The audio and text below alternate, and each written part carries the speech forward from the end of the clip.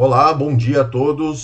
Sejam muito bem-vindos ao canal Max Braga. Aqui estamos no nosso Morning Call, dia 5/5 de 2025, tudo rimando para números importantes que podem indicar mais aumento de taxa Selic aqui na próxima reunião do Copom. Então, muita atenção nesses dados que são realmente importantes, tá?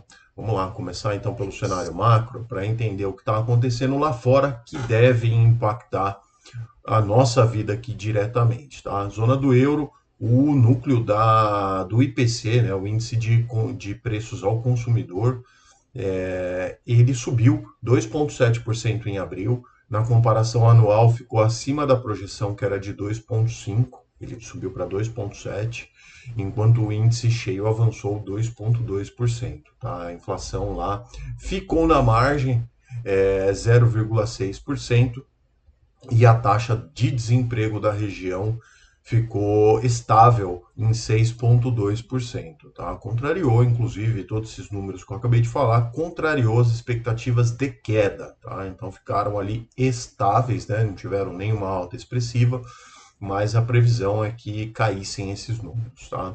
Taxa de desemprego lá também ficou estável, então isso é importante.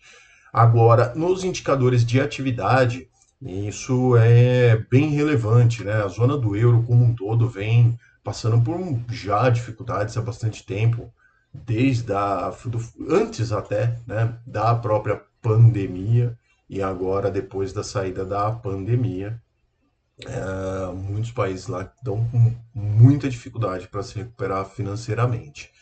E então esses números eles trazem ali mostram, né, a cada leitura que está assim aos poucos, né, sendo as coisas recuperadas. A Itália, por exemplo, né, no PMI industrial, né, que é o produto ali da indústria, ela sempre, tá, pessoal, esses números de expansão acima de 50 pontos, acima de 50 pontos significa que está crescendo a atividade, abaixo de 50 pontos está retraindo a atividade. Quando fala em PMI, industrial, serviços, etc., sempre essa métrica, tá? Então, voltando lá, a Itália subiu, passou da casa de 49 pontos em abril, chegou a 49,3, já próximo ali de conseguir uma área, chegar no terreno positivo, né, desse indicador.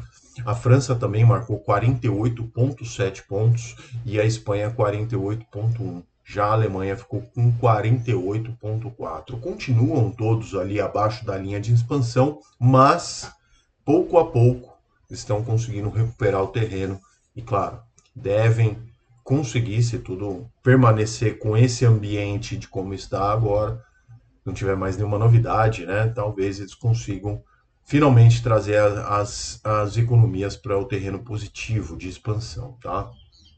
Taxa de desemprego também na Itália ficou estável em 6% em março. Falando agora de Estados Unidos, esses dados devem impactar o mundo inteiro e Brasil também, tá? Então, muita atenção. Relatório de emprego de abril por lá mostrou a criação de 177 mil vagas no setor não agrícola, ficou bem acima das expectativas, que eram de 138 mil empregos, a criação dessas vagas, né?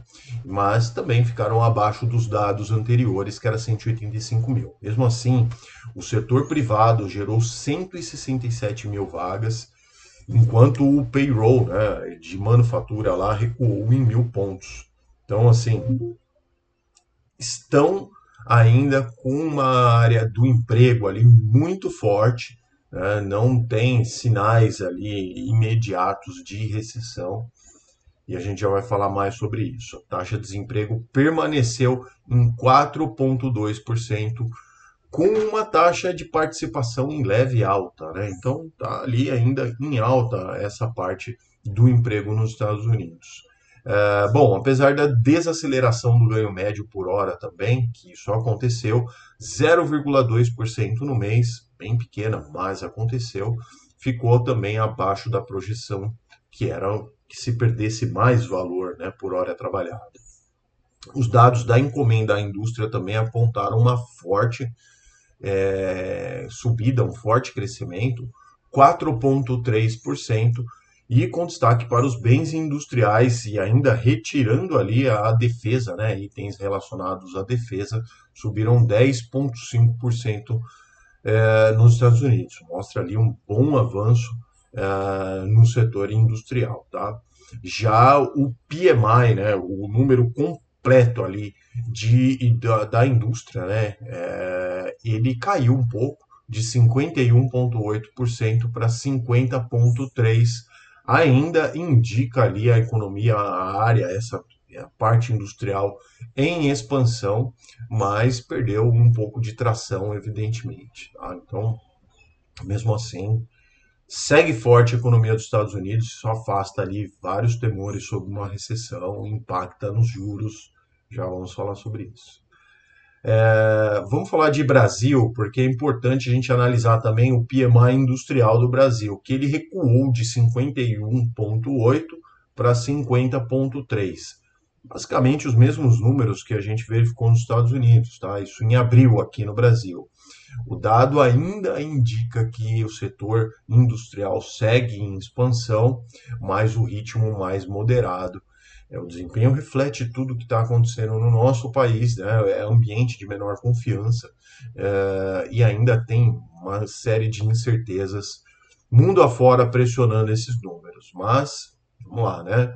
A gente comparar a produção industrial do Brasil com a de outros países desenvolvidos, esse número ele é acentuado quando a gente olha para a nossa região, ok? Bom, vamos falar um pouquinho então dos mercados acionários para a gente já entrar na parte dos juros.